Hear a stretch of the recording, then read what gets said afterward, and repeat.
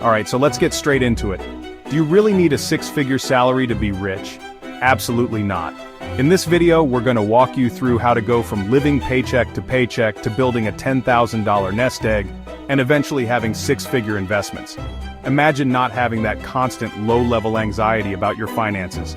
This is about solid, actionable steps. Let's show you how to be ahead of 95% of people in just 3 months.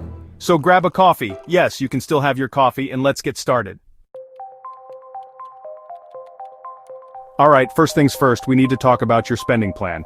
Do you know your monthly and annual net income and your total debt? Not just the big stuff, but everything. This isn't about judgment, it's about awareness.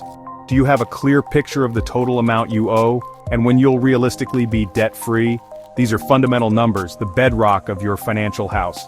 It all starts with understanding your burn rate, how much you're spending monthly. This is the absolute cornerstone. If you don't know where your money is going, you can't control it. So, here's your first actionable step, and I mean do this right now. Pause the video if you have to. Log into your bank account. Yes, right now. Go on, I'll wait. Look at your total expenses over the last 3 months. Don't just skim it, really look at where every dollar went. Add up everything, rent, groceries, subscriptions, that random Amazon purchase you forgot about. Get a real hard number for your average monthly spending. This might be a bit of an eye-opener for some of you, and that's okay. Now once you have that 3-month average, I want you to add 15% to it.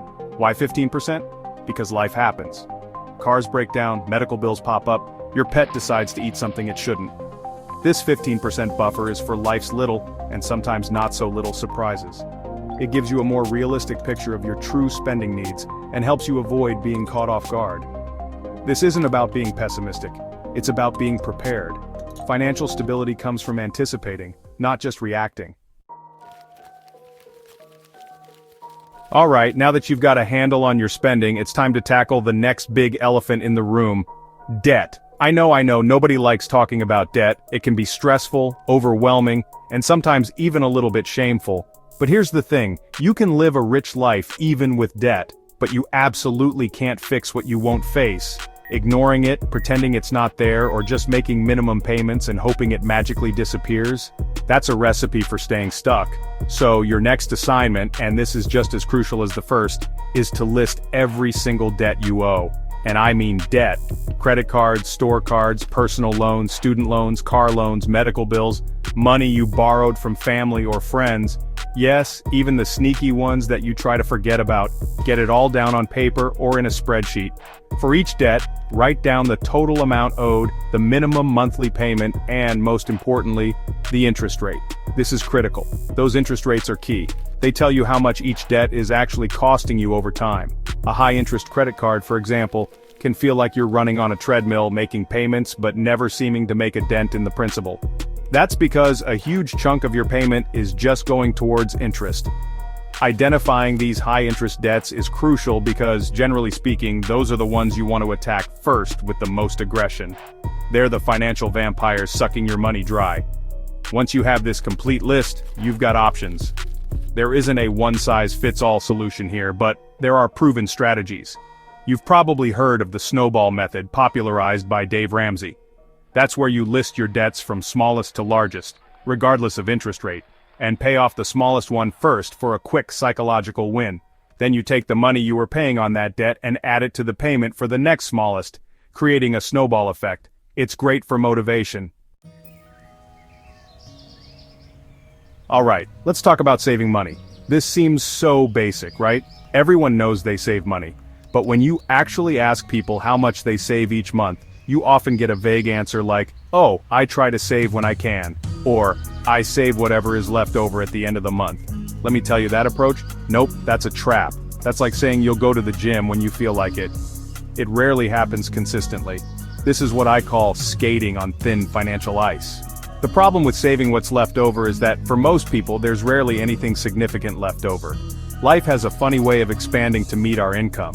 There's always something else to buy, another bill, another unexpected expense. If saving is an afterthought, it will always be pushed to the bottom of the priority list. And that means your financial safety net remains weak or non-existent. You're constantly one emergency away from a crisis. The solution? Saving needs to be automatic. It needs to be non-negotiable. It needs to be the first thing you do when you get paid, not the last. This is the concept of paying yourself first, and it's a game changer. You treat your savings like any other essential bill, like your rent or your electricity. It just has to happen every single month without fail. This is how you move from skating on thin ice to gliding on thick, solid financial ground. So here's your next actionable step, and again, I want you to do this right now. Log into your online banking or payroll system and set up an automatic transfer from your checking account to a separate savings account. This savings account should ideally be a high-yield savings account to make your money work a little harder for you, but any separate account will do for now.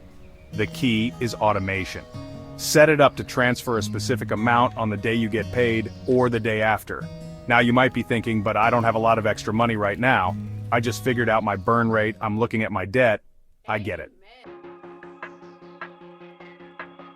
Alright, so you're tracking your spending, you're tackling your debt, and you're automatically saving. Fantastic. You're already way ahead of the game. But now it's time for the next level, making your money work for you.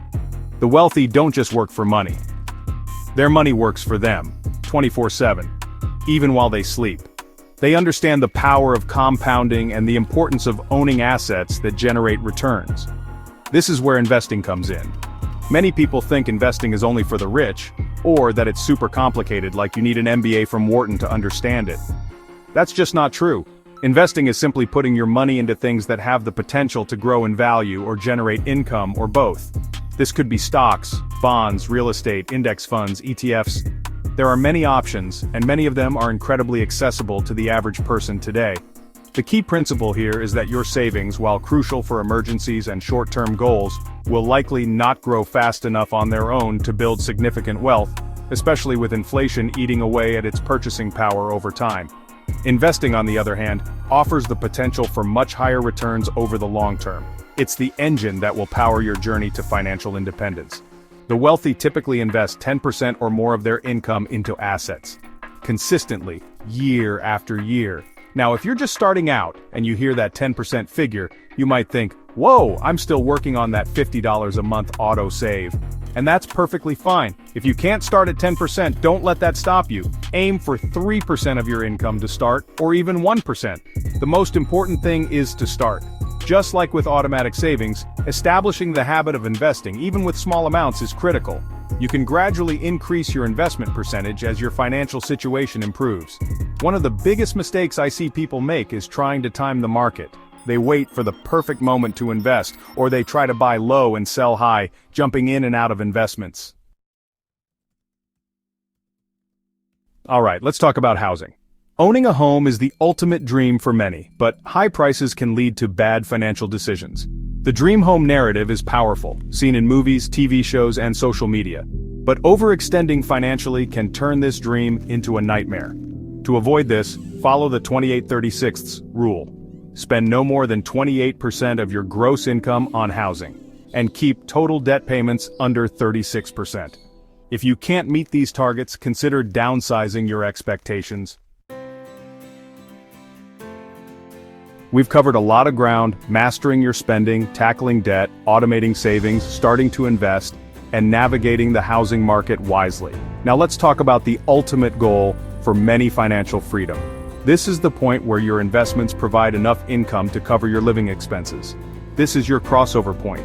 When your investments pay you enough to live on, you no longer need to work for money. Work becomes a choice, not a necessity. Imagine that feeling.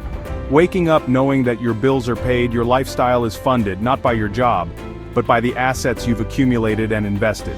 That's the soft cushion we're talking about. It's not about being rich in the sense of having flashy cars and mansions, though you could, if that's your thing and your investments support it.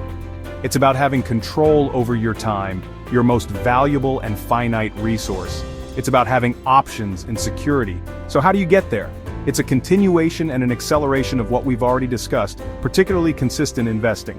Let's take an example. Say your annual living expenses, your burn rate that we calculated earlier, is $80,000 a year. Using a common rule of thumb in the financial independence community, the 4% rule, you'd need an investment portfolio of about $2 million to generate that $80,000 a year passively. 80,000 divided by 0.04 equals $2 million. Now $2 million might sound like a massive, unattainable number, But with smart, consistent investing, and the power of compounding, reaching such a figure, or whatever your personal crossover point number is, can be achievable, often within 10 to 15 years, for someone who is diligent and starts early enough, or invests aggressively. It's not about luck, it's about discipline, strategy, and time. The more you can invest and the earlier you start, the faster you can reach that crossover point. This isn't just about surviving, it's about gliding. When you have that investment cushion, market downturns are less terrifying. Alright, that was a lot, but hopefully you're feeling motivated and equipped to take control of your financial future. Let's review how to skate on thick financial ice. Know your burn rate, get that spending dialed in. Face your debt, make a plan and attack it. Save automatically. Pay yourself first every single time. Invest consistently, let your money work for you. Avoid the housing trap. Buy smart, not just big. Aim for financial freedom. Build that cushion for a life of choice. These aren't just tips, they're foundational principles. The biggest takeaway I want you to have is this: like and subscribe.